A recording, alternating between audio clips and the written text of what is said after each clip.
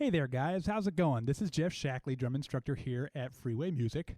I am coming to you today with one of my favorite grooves of all time, but not only one of my favorite grooves of all time, we're going to throw some spice on top of that and make it extra crazy, extra fun to play.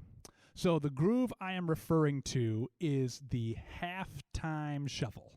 So if you're unfamiliar with what that means, you've got your basic shuffle. You've got your kind of skip beat on the hi-hat. 1, a 2, a 3, a 4, a 1, a 2, a 3, a 4. And usually with a regular shuffle, you kind of keep 4 on the floor, down on the bass drum, and you have your standard backbeat, snare drum on 2 and 4. With the halftime shuffle, you throw half of that out. You keep the shuffle figure on your hand, 1, a 2, a 3, a 4, a 1, a 2, a 3, a 4. You fill in some of the middle note of the triplet. You fill that in on your snare drum with your left hand. And then the big thing is that the backbeats, instead of being on 2 and 4, you play your backbeat on the snare drum on 3. You give that loud pop on 3. And basically what that does is that gives the feeling that you're playing at half the speed that the rest of the music is actually at. So again, that's why they call it the halftime shuffle. So quick demonstration. This is a regular shuffle and then a halftime shuffle, just so you know.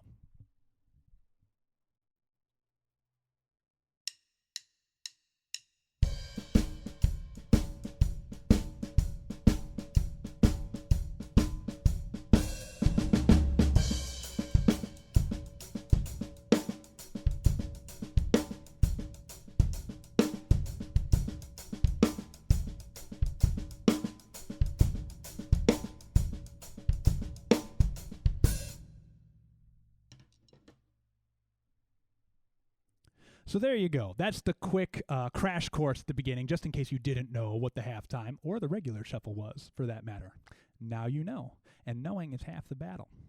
So now that half the battle is completed, we have to get to the other half, which is the cool part of this beat, this interesting variation. So I first heard this, and actually this is the only famous person I think I've ever heard do this.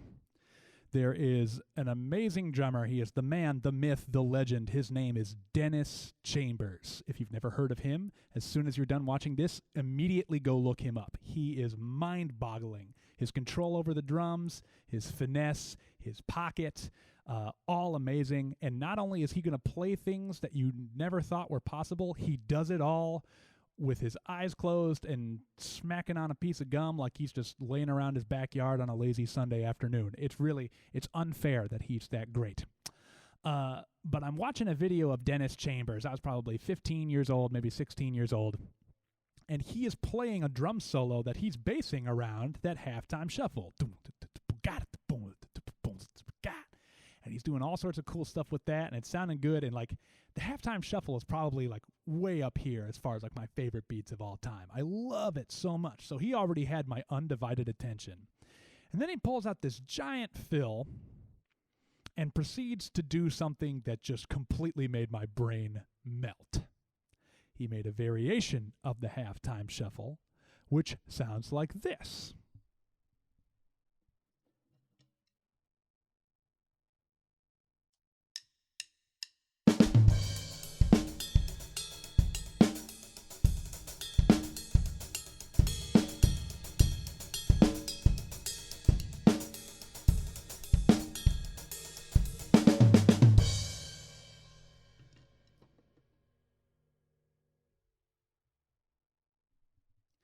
Now, the first time I saw Dennis Chambers do that, I was like, what? What are you doing? How did he do this? He took one of my favorite beats ever. He took this and made it this. I don't even know how he pulled it off. I was trying so hard to figure it out and look it over, and it took me so long to kind of get it and figure out what he's doing. It looks actually a lot more complicated than it really is. So today I want to show you how to break that down and understand what's happening.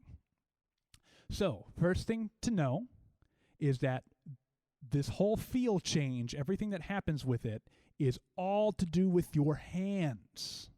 You'll notice if you listen, my bass drum pattern was pretty much the same as I was playing the last time I was playing the halftime shuffle. You can pretty much do whatever you want to do with your bass drum. Your hands are going to create that change. The other thing is that your backbeat since it's a halftime shuffle, your backbeat is still going to be on 3. So your snare drum is always going to be on beat 3. Now this feel change, what this is and why this is so cool, is he takes the halftime shuffle, which is in 4, 1, 2, a 3, 4, 1, a 2, a 3, 4, a 1, a 2, a 3, 4, a 1, a 2, a 3. He takes that and he makes it feel like you might actually be playing it in 3, not in 4. They call this 3/4, not to be confused with 3/4 time. What this means is that it feels like you can hear like they're playing 3, like a measure of 3/4 time, on top of a measure of 4/4 time. Really cool feel. And again, this is all done via the hands. So you hear the bass drum and the snare drum playing the same thing in 4. And then if you listen to the bell of the ride cymbal, that's the big accent. That's going 1, 2, 3, 1, 2, 3, 1, 2, 3. So let's break this down on exactly what he's playing with his hands. Okay. So imagine every beat, 1, 2, 3, 4. Think of those as triplets. 1 and a 2 and a 3 and a 4 and a. Beat 1, this is also important to say, these are alternating triplets, right, left, right, left, right, left, so you don't have to worry about any doubles, triples, quadruples, double stops, any of that. Plain and simple, alternating sticking. So the first sticking, right, left, right, is going to be bell, hi-hat, hi-hat, okay? The second beat is going to be left, right, left, hi-hat, bell, hi-hat.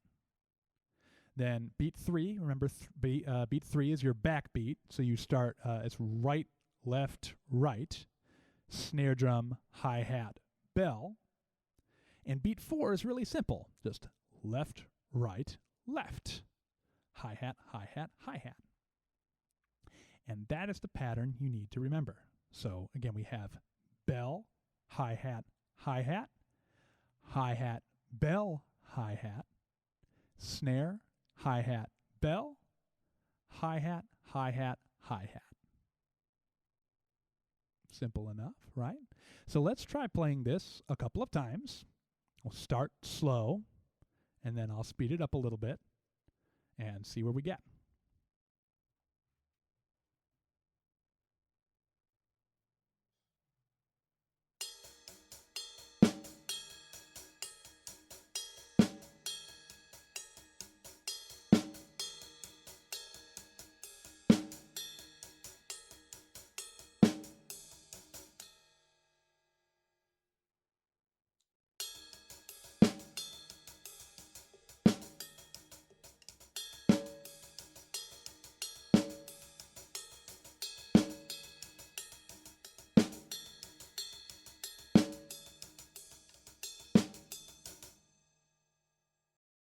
And I didn't really start all that slow, so let's do it one more time at a much slower pace, again, so you can just get a really good look at what it looks like, okay?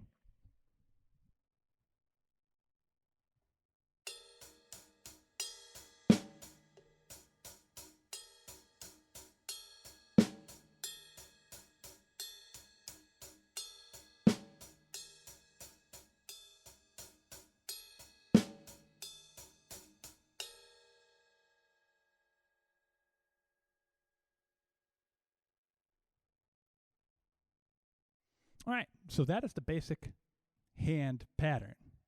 And you can hear that 1, 2, 3, 1, 2, 3. So now let's put everything back together.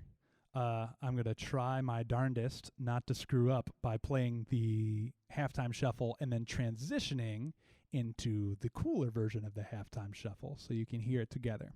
And the bass drum pattern, I'm going to kind of mess around with it. I want to show you a little bit the same kind of context that I first heard this in with Dennis Chambers playing his solo. So I'm going to play this a little bit so you can hear it and hear the transition, and we'll go from there.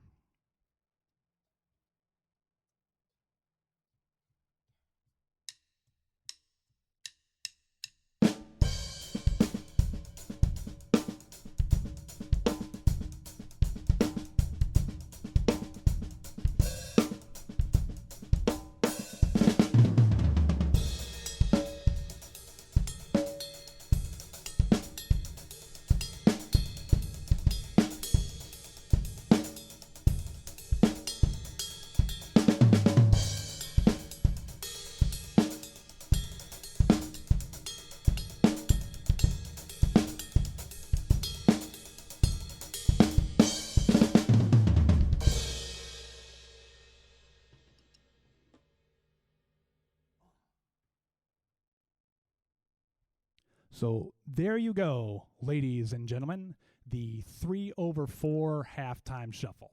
Again, one of my favorite grooves already, multiplied to the nth degree. This thing is super fun to play, sounds super awesome. You may not be able to use it all the time in regular musical settings, but you bust that joker out in the middle of a solo, and I can tell you from personal experience that people lose their minds, myself included, whenever I see anybody else do it. So that was your tip for today. Remember, again, thank you for tuning in and watching with us here. Remember to check out any of our other teachers putting out cool content for you here. And feel free to like, comment, subscribe, any of those fun things. If you guys have anything that you would like to see, let us know. We can take note of it and see what kind of videos we can produce that has things that you have questions about. So thanks again. Have a great week. Stay safe. Have fun. And we'll see you next time. Bye-bye.